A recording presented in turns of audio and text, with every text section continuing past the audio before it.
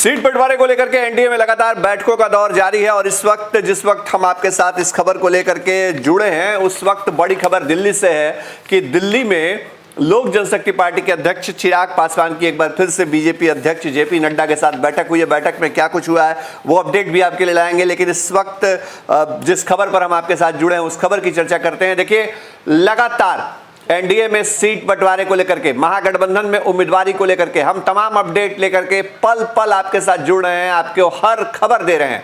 और इस वक्त जो बड़ी खबर हम लेकर के आए हैं वो भारतीय जनता पार्टी से जुड़ी हुई है। बीजेपी ने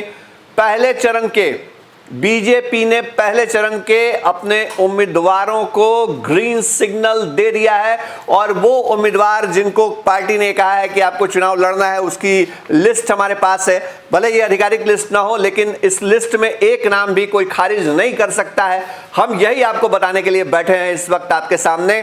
और जो लिस्ट है उसमें 4 मंत्री शामिल हैं, मौजूदा मंत्री बिहार सरकार के, जिनको इस बार ग्रीन सिग्नल दिया गया है। पहले चरण में ये तमाम सीटें हैं इनकी और एक एक करके आपको बताते हैं। देखिए, पहले मंत्रियों के नाम की चर्चा कर लेते हैं। बिहार सरकार के कृषि मंत्री प्रेम कुमार की उम्मीदवारी को ग्रीन सिग्नल दिया गया है। प्रेम कुमार गया से लगातार चुनाव जीतते रहे, एक बार फिर से कोई कंफ्यूजन नहीं है। एक बार फिर से प्रेम कुमार गया सीट से विधानसभा का चुनाव लड़ेंगे। बांका सीट से राम नारायण मंडल, जो बिहार सरकार में भू राजस्व मंत्री हैं, भूमि सुधार एवं राजस्व विभाग जिनके पास है, उनको भी कह दिया गया है कि आप तैयारी करिए नॉमिनेशन की और ग्रीन सिग्नल पार्टी ने दे दिया है। इसके अलावा बहुत विरोध हो रहा था लखीसराय सीट से विजय सिन्हा का। जो विजय सिन्हा हैं वो श्रम संसाधन मंत्री हैं बिहार सरकार में और बीजेपी कोटे से आते हैं। लखीसराय इनकी विधानसभा सीट है, लेकिन इनकी उम्मीदवारी को लेकर के पिछले दिनों बीजेपी कार्यालय में तोड़फोड़ हुआ था। सुशील मोदी की गाड़ी के आगे जो बीजेपी के ही कार्यकर्ता हैं या दूसरे उम्मीदवारों के जो समर्थक हैं उन्होंने हंगामा किया था और उन्होंने कहा था कि विजय सिन्हा का टिकट कटना चाहिए, उनकी जगह नए उम्मीदवार आने चाहिए। लेकिन विजय सिन्हा के बारे में हमारे पास खबर है और पक्की खबर है, हमारे जो सूत्र हैं भारतीय जनता पार्टी के अंदर उनके हवाले से हम आपको बता रहे हैं कि विजय सिन्हा का भी टिकट कंफर्म है। उनके क्षेत्र में कोई बदलाव नहीं है। लखीसराय विधानसभा सीट से एक बार फिर से विजय सिन्हा ही उम्मीदवार होंगे। इसके अलावा अगर बड़े नाम की चर्चा करें तो चैनपुर सीट से बृजकिशोर बिंद आते हैं, ये भी बिहार सरकार में मंत्री हैं। बृजकिशोर बिंद को भी उनकी सीट पर रखा गया है, कोई बदलाव नहीं है। बृजकिशोर बिंद उसी सीट से चुनाव लड़ेंगे। और इसके अलावा कुछ अन्य नामों की चर्चा करते हैं जो पिछले चुनाव में जिन्होंने जीत हासिल नहीं की थी या हार गए थे। उनमें देखिए बड़ा नाम, सबसे बड़े नाम की चर्चा करते हैं। उसमें देखिए नोखा सीट से रामेश्वर चौरसिया एक बार फिर भारतीय जनता पार्टी के उम्मीदवार होंगे। पार्टी ने यह तय कर लिया है एक तरीके से। इसके अलावा जो बड़े नाम की चर्चा कर रहे हैं जो पिछली बार विधानसभा नहीं पहुंच पाए थे, सूरजगढ़ा सीट से प्रेम रंजन पटेल उम्मीदवार होंगे। इसके अलावा चितरंजन जो बीजेपी के पूर्व विधायक हैं वो अरवल से उम्मीदवार होंगे। ये एकदम तय है खबर हमारे पास और ये लगातार हम अपने बीजेपी के उम्मीदवारों के बारे में आपको अपडेट दे रहे हैं।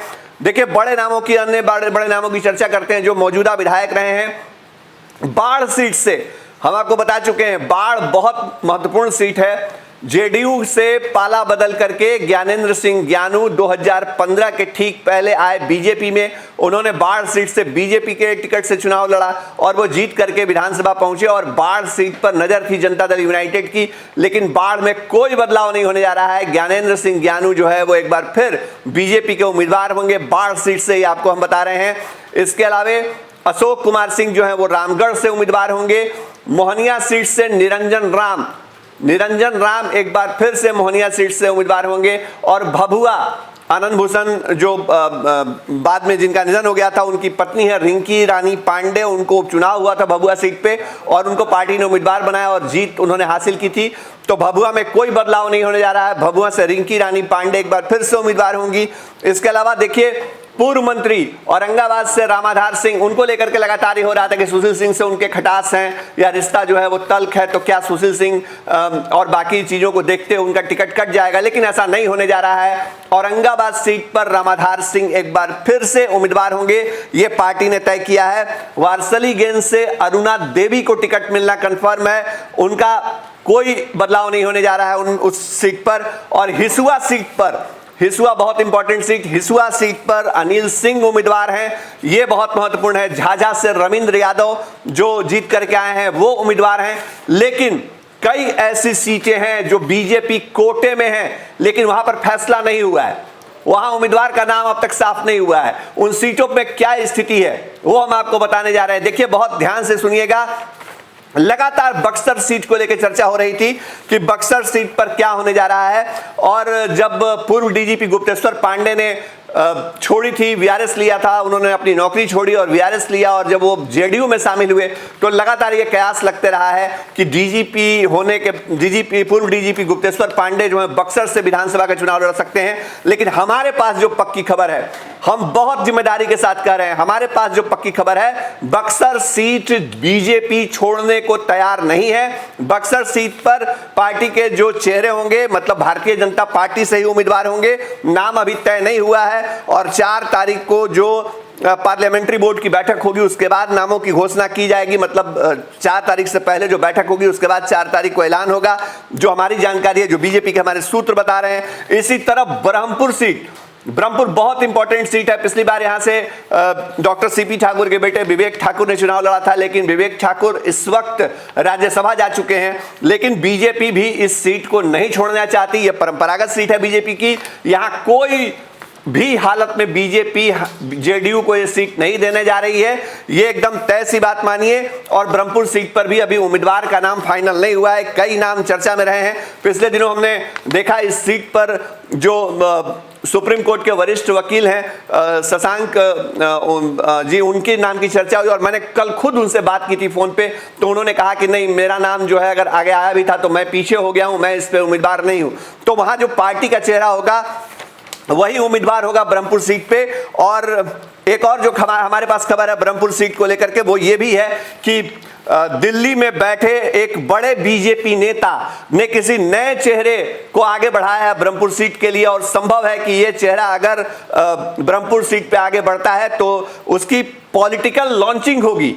नाम हम नहीं खोलना चाहते हैं अभी, लेकिन उसकी पॉलिटिकल लॉन्चिंग हो सकती है ब्रह्मपुर सीट पे, क्योंकि बीजेपी के लिए सबसे सिक्योर सीटों में है। पिछली दफे जो हुआ था उसमें महागठबंधन में नीतीश कुमार जो है वो चले गए थे, इसलिए वहां पर शंभू यादव जीते थे आरजेडी के। तो हमने ब्रह्मपुर के बारे में आपको बताया। और इसके अलावा देखिए, विक्रम सीट पर पिछली बार अनिल कुमार चुनाव लड़े थे, लेकिन अनिल कुमार के अलावा कोई और भी चेहरा इस सीट से हो सकता है। जो पटना के ग्रामीण इलाके में कई दावेदार हैं, उनमें से कोई चेहरा हो सकता है। तो ये हम आपको अपडेट दे रहे थे। और एक और खास सीट की चर्चा करते हैं। देखिए, आरा सदर की जो विधानसभा सीट है वहां चर्चा हो रही है, और वहां चर्चा हो रही है संजय टाइगर की, क्योंकि संजय टाइगर जिस सीट से जीत करके आते थे वो सीट जेडीयू के पाले में, मतलब संदेश की सीट जो है वो जेडीयू के पाले में जा सकती है।